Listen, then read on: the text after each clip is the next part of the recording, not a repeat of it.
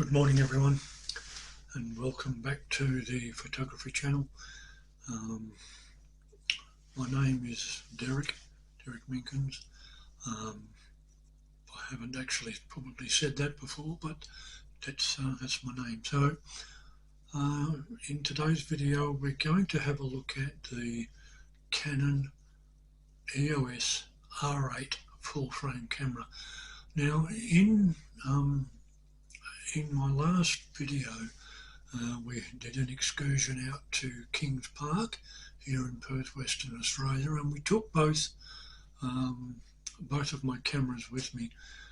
We took the EOS R7 and we also took the EOS R8, which I'm about to talk about and give my thoughts about on from what we used down at Kings Park.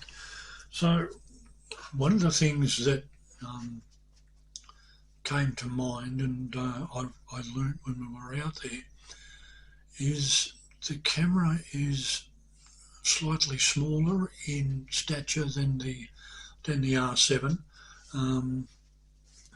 and a little bit about the camera itself is it's an RF mount camera,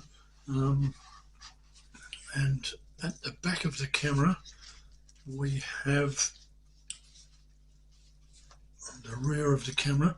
There you can see the screen, which will flip out, and I'll show that in a few seconds. And then on the top of the camera we have our dials to adjust our settings and whatnot, to flip from what settings we like to use or preferred, being from manual to automatic. And across this side is where your selection switch is for your stills and your video work. A little settings adjustment wheel at the top,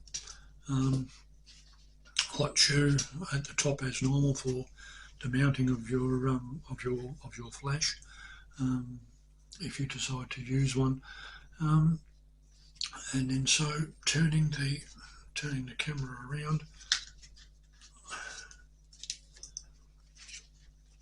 is that's the 14 to 35 RF landscape blends that I have on there at the moment.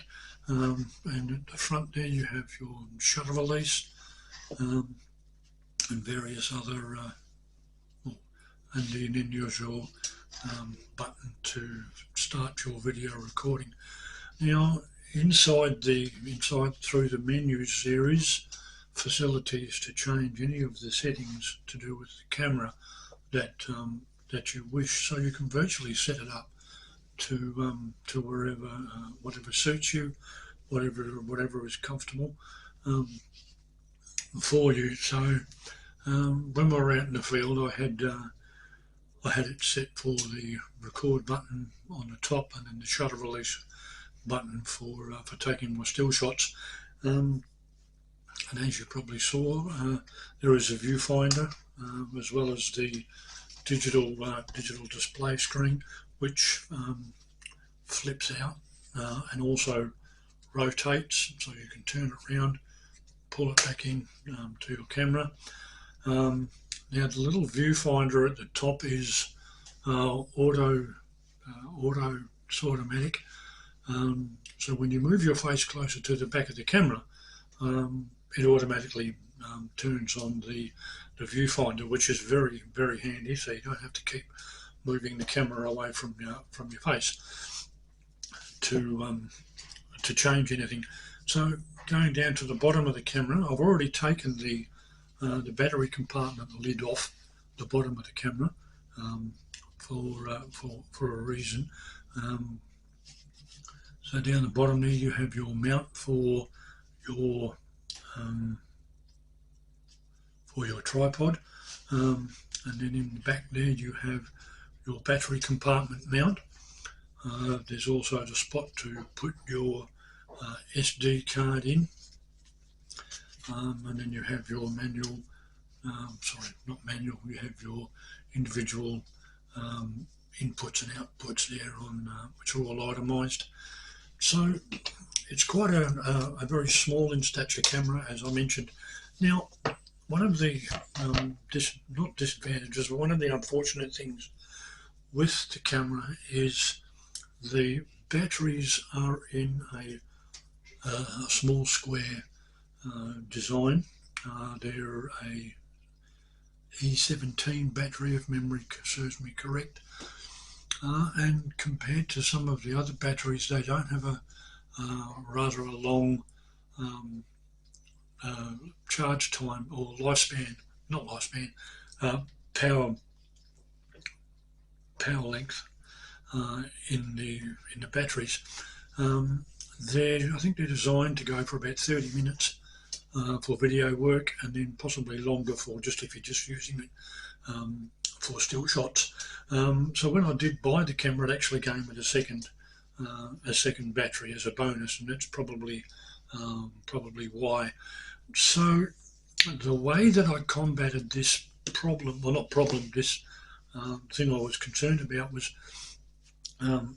Vileo have a camera grip which can be mounted to the bottom of the camera. It also has its advantages of making it a little bit more comfortable for holding the camera when you're using it, and it's quite a simple little device.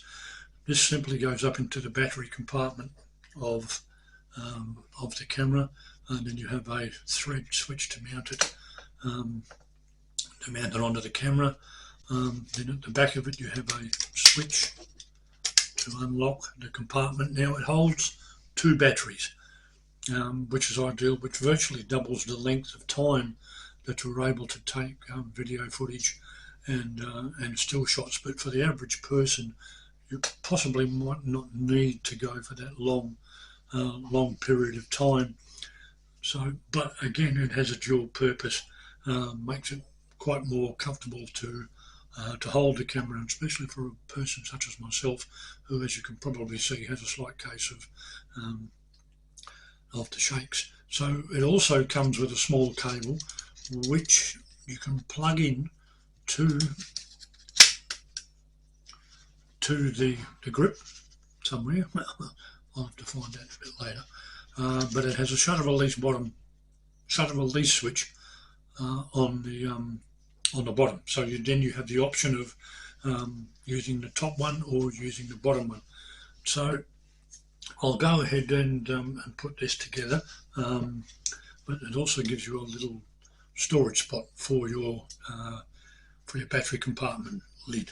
So I'll go through and put this together, install the batteries, and then we will delve into the menu system of the camera. So we'll be back in a sec.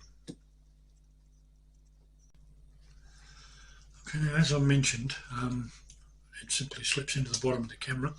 Now I have already put the 2 batteries inside the unit, and they simply just clip in like they would do on your camera, and then we just close the compartment up.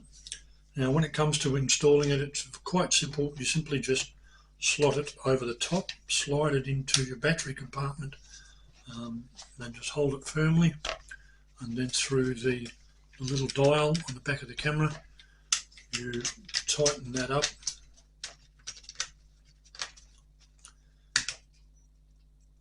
and that holds the grip in place, and you can see it actually extends the bottom of the camera and sort of makes it a little bit bigger. Now there is probably an example of holding the camera in 2 hands, or you still hold it at the bottom, whichever you're comfortable with. So going into now, we just simply switch on the camera. As soon as I find the switch, there we go. And as soon as we do that, it brings up our display. And I'll go into the menu. There we go. So now that is that is our menu, our menu display, and it is very, very visible from the back.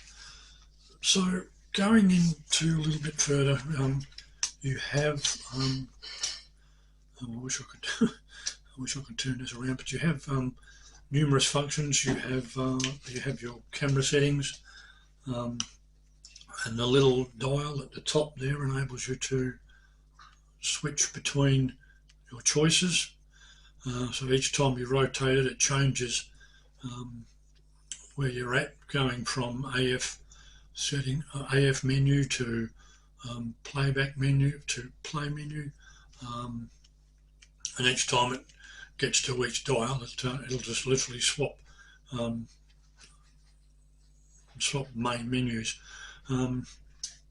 which for me is very very handy. Now, when we went out to Kings Park, there we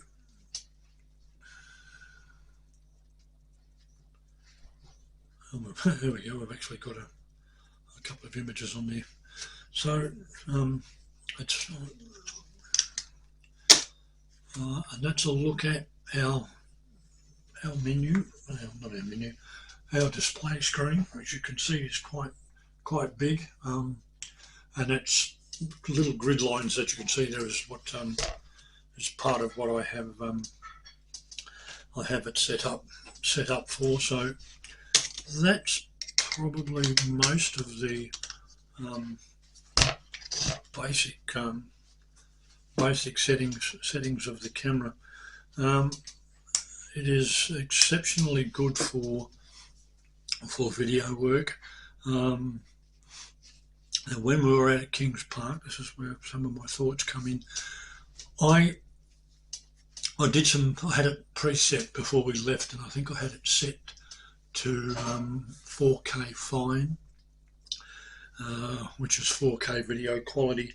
And there's a number of choices in there, and one being the length. I think 4K fine is the length of time that you record for. So different settings will give you a different record length in 4K. Then you go down to Ultra HD, which is ultra high definition, which you have another range of settings to choose from. Unfortunately, I had it set for a too shorter video frame rate. Off the top of my head, one of them I think is 25 frames per second. Then there is another at 50 frames per second, or per minute per second, I think it is. So that kind of governs the length of time that you can do video work. So I think in terms of when we were at Kings Park, I should have had it on probably 50 frames per second. But once you delve into the menu of this and perhaps get a little bit of playing around with it, this will make sense to you. If I go into all that now, this will turn this video into a lifelong story. So I won't go into that. But the full frame capabilities of this camera is exceptional. Price range, I actually picked it up for about 2,400 body only. And in relation to some of the other series of cameras that Canon do, such as I think it's the R5, the R6, and a couple of the others, they're up on a higher price range. So obviously Canon have adapted some of the features with some of the other cameras, I think, and maybe taken a few off to develop this camera. Now, for a person such as myself, it's excellent. The price point came in for that suited me, and I was quite happy with it. I didn't need any RF lenses, although the 14 to 35 there is an RF mount lens, and this little this one here is a 50mm prime lens, and it's also an RF mount. So to change your lenses. Very simple indeed. You simply come to the front of your camera and press the button, and then just gently twist the lens and remove that one. Try not to get any light in to the lens as you get into the shutter that you can. So once you go to put your new lens in or change your lens, there is little identification marks on the lens. Should be. Oh no, there's not with this one. Okay. So some of your other, some of the USM and L series lenses are color coded with little red and white dots. So to install your lens, again, this is just an RF mount one, because I don't have any identification marks, just gently turn the lens until it drops into place, and then it will lock in. So that is quite simple to change, and obviously just by changing the lenses to a shorter one, it makes the camera a wee bit lighter. And this is a 50mm portrait lens, as it's known, so it's perfectly good for portrait photography. So just reviewing over what we just spoke about. In stature, very small, not very small, a small, comfortable camera, ideal for travelling, or for fixed photography when you're around out in the field. Very suitable for any form of tripod that you have. The menu at the back is very simple to negotiate and navigate through, with a vast array of settings, just about anything to suit your USM lenses or L series lenses, whichever you have. You can use EF mount lenses with this camera simply by getting a EF RF mount adapter. There is 2 of them available. Your basic unit being about 149, and then the next step up being about 349, and that has the control ring, which some of the USM lenses and L series lenses have on them. That is another issue, another story. So image quality, it has a 24 megapixel camera, and it is perfect for a lot of the work that I do, and with it being a full frame camera, as I say, full frame image, but there is the opportunity or the setting in there to actually use it as a crop sensor camera. Crop sensor being slightly smaller in frame, full frame giving you, as it says, a full frame, and it allows all the data of your subject or that you're taking, so that you have that option. The unfortunate thing, battery-wise, is they don't last very long. So having the grip adapted to the camera and the facility to use 2 batteries is excellent. By all means, if you want, carry 3 batteries. It all just depends on how much work you're intending on doing with the camera. This is going to be very good for me for when we go away on vacations to various areas. So nice handy camera strap, which I forgot to mention. Automatic viewfinder, switching from the 4-inch display to your viewfinder. And having used this, I left this particular video until after I'd used it, so I'd had more information to convey through the video. So yes, it is an exceptionally good camera, and for someone probably going into photography and wanting a full frame camera, depending on your budget, this is an ideal camera to start with. So it also, again, it has Wi-Fi capabilities, which I forgot to mention. So you can download your shots via Canon Camera Connect or via the USB card, the SD card that's in the camera, if you have a multimedia hub to use. So there is numerous ways that you can save your images and transfer them to wherever you want. You can even do it when you're out on site if you've got the right capabilities to do it. So there is a lot of stuff that's out there available for it. So again, just reiterating, very comfortable camera, good price point, full frame camera with the option of crop sensor, and having an easy access battery compartment for your 2 batteries, or without the camera grip you can still get in there to put your battery in. If you wanted to remove your SD card, you would have to remove the battery grip to remove your SD card. But if you're going to be transferring photos to whichever system you want, whether it be your smartphone, laptop, or otherwise, you probably wouldn't need to remove the SD card. There is also an adaptation system where you can literally plug it into the camera, plug it into to a mains power point, and you're not using your battery power.